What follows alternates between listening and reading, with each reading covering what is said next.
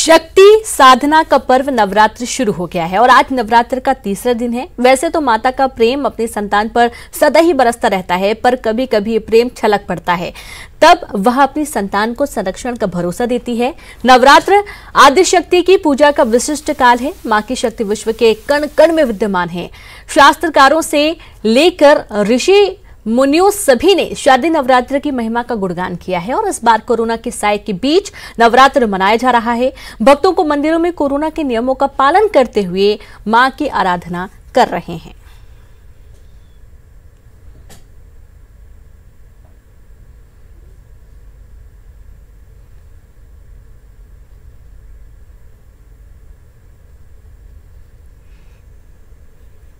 तो मां के जयकारों से पूरा प्रदेश गूंज उठा है। नवरात्र का आज तीसरा दिन है। वैसे तो मां की कृपा हमेशा ही रहती है, लेकिन जो 9 दिन होते हैं बहुत ही खास होते हैं और आज पूरे प्रदेश में मां चंद्रघंटा की पूजा अर्चना हो रही है और इस बार कुछ अलग भी देखने को मिल रहा है, क्योंकि कोरोना काल है और इस वजह से तमाम गाइडलाइंस भी जारी की गई हैं। प्रत्येक मंदिरों में गाइडलाइंस के तहत ही जो भक्त हैं वो मंदिर पहुंच रहे हैं और मां के दर्शन कर रहे हैं। तो मां के जयकारों से पूरा प्रदेश गूंज उठा। हालांकि कोरोना की वजह से थोड़ी सावधानी बरतना बहुत आवश्यक है, इसलिए बहुत ज्यादा भीड़ नहीं है, लेकिन आस्था और जो मन में भाव है मां के प्रति वो बराबर देखने को मिल रहा है। लोग बारी बारी से मंदिर पहुंच रहे हैं और मां के दर्शन कर रहे हैं। बहुत ज्यादा भीड़ नहीं हो, इस वजह से जो द्वार हैं वो भी पूरे नहीं खोले गए हैं। एक एक करके लोग अंदर जा रहे हैं, मां के दर्शन कर रहे हैं और वापस आ रहे हैं। तो नवरात्र के तीसरे दिन आज मां चंद्रघंटा की पूजा के दौरान ये जो तस्वीर आप देख पा रहे हैं ये छत्तीसगढ़ की है, जहां मां की पूजा अर्चना में भक्तगण पहुंचे हैं मंदिर और मंदिर के बाहर की जो खास तस्वीरें हैं वो आपकी टीवी स्क्रीन पर हैं। जैसे कि हर 9 दिन की तस्वीरें आपको दिखाई जाएंगी, पहले दिन से दिखाना शुरू हो गया था और आज तीसरे दिन मां चंद्रघंटा की पूजा के दौरान आप ये तस्वीरें, जहां पर नवरात्र के तीसरे दिन मां के जयकारों से पूरा छत्तीसगढ़ गूंज उठा। तो चूंकि 2020 में कोई भी त्योहार बहुत ज्यादा खुलकर नहीं मनाया गया है और ठीक इसी तरीके से नवरात्र के 9 दिन हैं, ये भी आस्था और भाव से भरपूर हैं, लेकिन जो भीड़ है वो आपको थोड़ा कम देखने को मिलेगी। शासन की तरफ से प्रत्येक जो मंदिर हैं वहां पर गाइडलाइंस जारी की गई हैं। हाथ सैनिटाइज करके अंदर बढ़ना है और वैसे तो हर व्यक्ति खुद भी सावधानी बरत रहा है, लेकिन छत्तीसगढ़ में जिस तरीके से बहुत ज्यादा मामले सामने आ रहे हैं, यहां तक कि रायपुर में हर दिन सबसे ज्यादा मामले सामने आते हैं, उसके बाद से प्रत्येक मंदिर में सावधानी बरती गई है। तो दुनिया भर में मशहूर बस्तर दशहरा जारी है। सबसे लंबे समय तक चलने वाले इस बस्तर दशहरे में रोज नई परंपरा का निर्वाह किया जाता है। पहले दिन फल रथ परिक्रमा की रस्म पूरी की गई, जिसे 36 गांवों के 400 लोगों ने पूरा किया। विश्व प्रसिद्ध बस्तर दशहरे की शुरुआत हो गई है। सबसे ज्यादा लंबे वक्त तक चलने वाला बस्तर दशहरा जारी है। बस्तर दशहरा के पहले दिन तोकापाल तहसील से आए करीब 36 गांवों के 400 लोगों ने रथ खींचकर परिक्रमा पूरी की। इससे पहले बस्तर दशहरा की 5वीं परिक्रमा मंगलवार को पूरी की गई। रथ परिक्रमा के 5वें दिन जगदलपुर, बस्तर एवं बकावड़ के करीब 15 गांव के 2000 से अधिक ग्रामीण रथ खींचने पहुंचे। परंपरा के अनुसार दंतेश्वरी मंदिर सिंहद्वार के रथ को खींचते हुए ग्रामीणों के द्वारा इसे सिरहासार तक लाया गया। इसके बाद मावली मंदिर से होते हुए माई दंतेश्वरी के छत्र को मंदिर पुजारी प्रेम पाढ़ी ने रथारूढ़ किया। पुलिस जवानों के सलामी देने के बाद रथ खींचने की रस्म पूरी की गई। केवटीन परिवार की 2 महिलाओं द्वारा फूल एवं लाई फेंकने की रस्म के बाद रथ परिक्रमा प्रारंभ की गई। बेल यात्रा रस्म बुधवार को सगरीपाल के ग्रामीणों के बीच पूरी की गई। इसके एक दिन पहले परंपरा के अनुसार राज परिवार के मुखिया बेलजोड़ा लेने एवं बस्तर दशहरा रस्म में शामिल होने के लिए न्योता देने सगरीपाल पहुंचे। इस आयोजन में राज परिवार का सगरीपाल के ग्रामीणों ने स्वागत कर उन्हें पूजा पर बिठाया। बस्तर दशहरा को देखने के लिए दूर दूर से लोग यहां आते हैं, लेकिन इस बार बस्तर दशहरा पर कोरोना काल की छाया होने की वजह से बाहरी लोग बहुत कम ही नजर आ रहे हैं। विनोद कुशवाहा, न्यूज़ 18, जगदलपुर।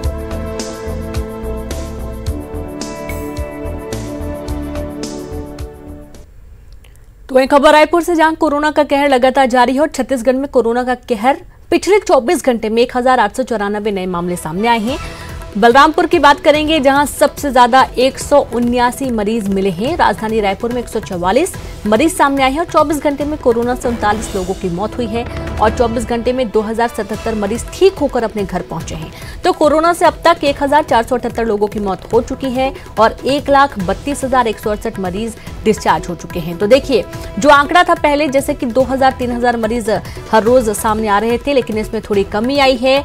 और रायपुर में भी जो मामले 300 से 400 हो रहे थे, 24 घंटे में मात्र 144 मामले ही सामने आए, यानी कि जो कोरोना की जो स्थिति है वो थोड़ी सी कह सकते हैं कि अभी काबू में आती नजर आ रही है। और कोरोना के कहर के बीच में 24 घंटे के अंदर 1894 नए मामले सामने आए हैं। महाराष्ट्र के गढ़चिरौली में सुरक्षा बलों को बड़ी कामयाबी हाथ लगी है। पुलिस ने नक्सलियों के साथ हुई मुठभेड़ में 5 नक्सलियों को मार गिराया। मरने वालों में 3 महिला नक्सली भी शामिल हैं। सुरक्षा बलों और नक्सलियों के बीच कास नीली के जंगल में मुठभेड़ हुई थी और इस मुठभेड़ के दौरान पुलिस को बड़ी कामयाबी हाथ लगी है। महाराष्ट्र के गढ़चिरौली में 5 नक्सली ढेर हुए हैं और कहीं ना कहीं नक्सलियों का जो मनोबल है वो कम होता है, टूटता है और पुलिस को ये बड़ी सफलता हाथ लगी है।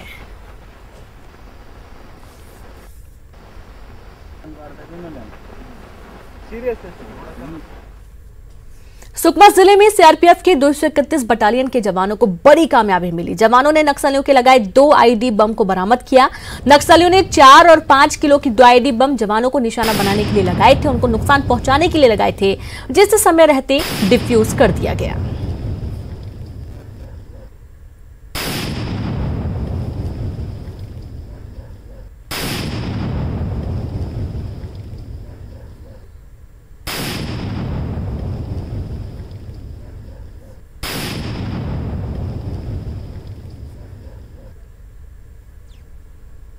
कवर्धा नगर पालिका में भाजपा कांग्रेस के बीच आरोप प्रत्यारोप का दौर चल रहा है। भाजपा सत्तारूढ़ कांग्रेस पर पालिका में मनमानी पूर्वक काम करने का आरोप लगाया गया। नियम कानून को ताक में रखकर काम किया जा रहा है और यहां तक कि पालिका अधिनियम का भी उल्लंघन किया जा रहा है।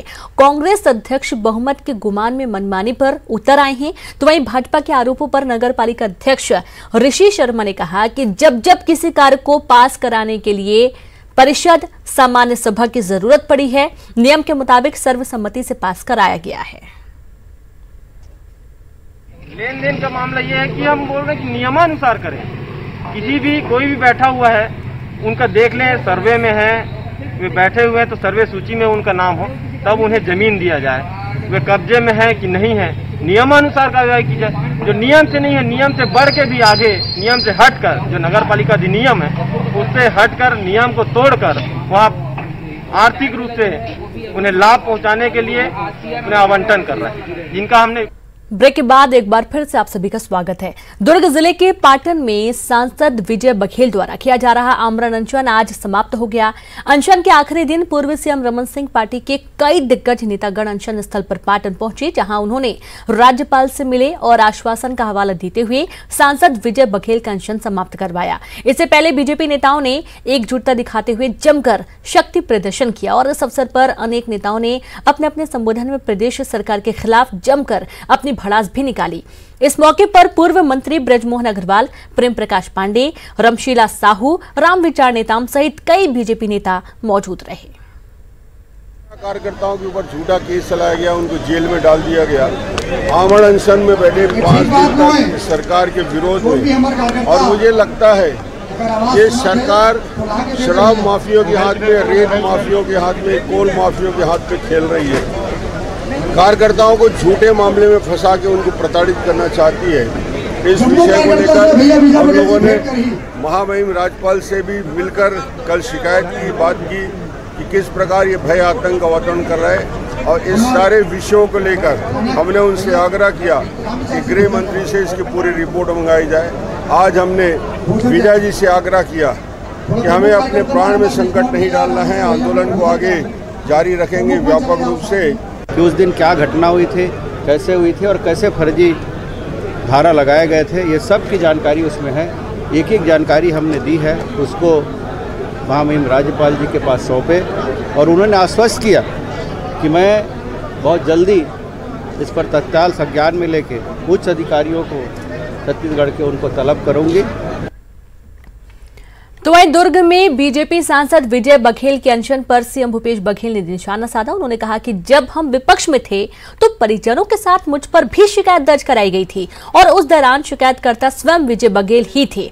प्रशासन ने कोई एक पक्षी कार्रवाई की, जिन्होंने नुकसान पहुंचाया उन पर ही एफआईआर की गई है। तो वहीं सीएम ने अमित जोगी के नामांकन रद्द होने पर भी प्रतिक्रिया दी और साथ ही बेरोजगारी दर कम होने पर भी प्रतिक्रिया दी।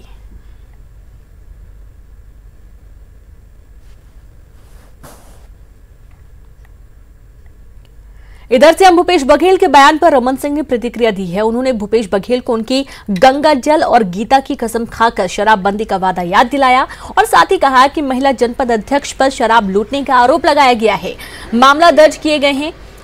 शर्म आनी चाहिए सरकार को, जनप्रतिनिधियों पर झूठे मामले दर्ज किए गए और अनशन कर रहे सांसद से बात तक नहीं की जा रही है। शराब लॉबी के लिए सरकार इतना नीचे उतर आई है। वहीं राजभवन से तकरार मामले में भी जमकर निशाना साधा।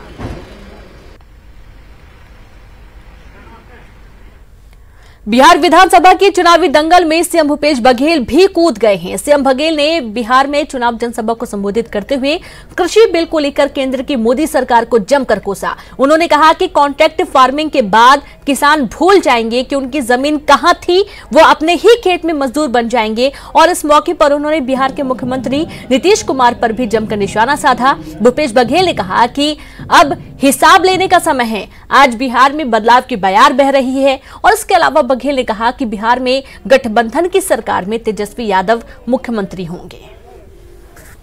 आज किसान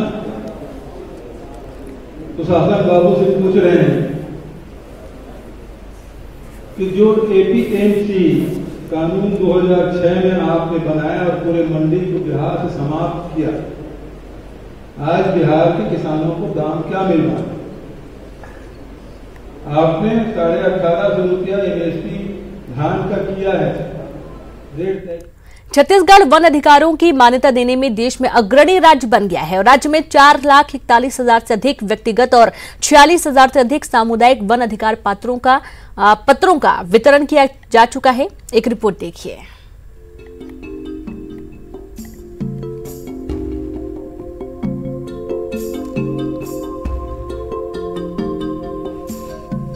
मुख्यमंत्री भूपेश बघेल के नेतृत्व में छत्तीसगढ़ पूरे देश में व्यक्तिगत और सामुदायिक वन अधिकारों की मान्यता देने के मामले में अग्रणी राज्यों में शुमार हो चुका है। छत्तीसगढ़ में अब तक के अंत तक 4,41,000 से अधिक व्यक्तिगत और 46,000 से ज्यादा सामुदायिक भवन का अधिकार अनुसूचित जनजाति और अन्य परंपरागत वनवासियों को दिया गया है। भूपेश बघेल सरकार की इस योजना ने महासमुंद जिले के हजारों वनवासियों ग्रामीणों की तकदीर बदल दी है। जिले के बागबहारा ब्लॉक में जिला मुख्यालय से करीब 50 किलोमीटर दूर टेका मार्ग में स्थित है एक छोटा सा गांव बोरकामुड़ा खुर्द। 225 परिवार वाले 7 अलग अलग बस्तियों में बसे इस गांव की जनसंख्या करीब 1200 है। आदिवासी बहुल इस गांव में ग्रामीणों के आय का साधन खेती किसानी और वनोपज है। वन अधिकार मान्यता अधिनियम 2006 के तहत पूर्व में इस गांव को योजनाओं का लाभ नहीं मिला, लेकिन छत्तीसगढ़ सरकार की वन अधिकार के तहत निजी और सामुदायिक स्तर पर पट्टा वितरण, भूमि समतलीकरण, डबरी निर्माण, मेड़बधान सहित अन्य कई योजनाओं ने यहाँ के लोगों की तकदीर और तस्वीर दोनों बदल दी। गांव में 172 लोगों को वन अधिकार के तहत भूमि का पट्टा वितरण किया गया है, जिससे अब ग्रामीण अपने जमीन का मालिकाना हक पाकर काफी खुश हैं।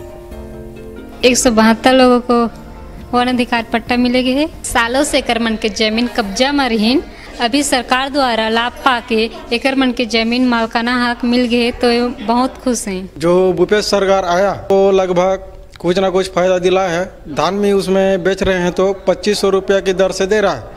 बोनस समय धान का समर्थन मूल्य भी दे रहा है और बोनस भी 2500 रुपया की दर से दे रहा है। महासमुंद जिले के आदिम जाति कल्याण विभाग द्वारा लगातार जिले के राज्य शासन के मंशानुरूप जिले के वनवासियों को सरकार की योजनाओं का लाभ दिलाने के प्रयास किए जा रहे हैं। देखिए, महासमुंद जिला के अंतर्गत अनुसूचित जाति, अनुसूचित जनजाति तथा अन्य परंपरागत वन निवासी अधिनियम 2006 यथा संशोधित नियम 2012 के अंतर्गत आज दिनांक तक 8170 व्यक्तिगत वनाधिकार के मान्यता पत्र वितरित किए गए हैं तथा इसी प्रकार सामुदायिक वनाधिकार के 215 मान्यता पत्र वितरित किए गए हैं। महासमुंद जिले के वनवासियों को सम्मान के साथ जीवन जीने के लिए अतिरिक्त आय के संसाधन उपलब्ध कराए जा रहे हैं ताकि उनको आत्मनिर्भर बनाया जा सके। मनोहर सिंह राजपूत, न्यूज़ 18, महासमुंद, छत्तीसगढ़। और इसी के साथ इस बुलेटिन में इतना ही। नमस्कार।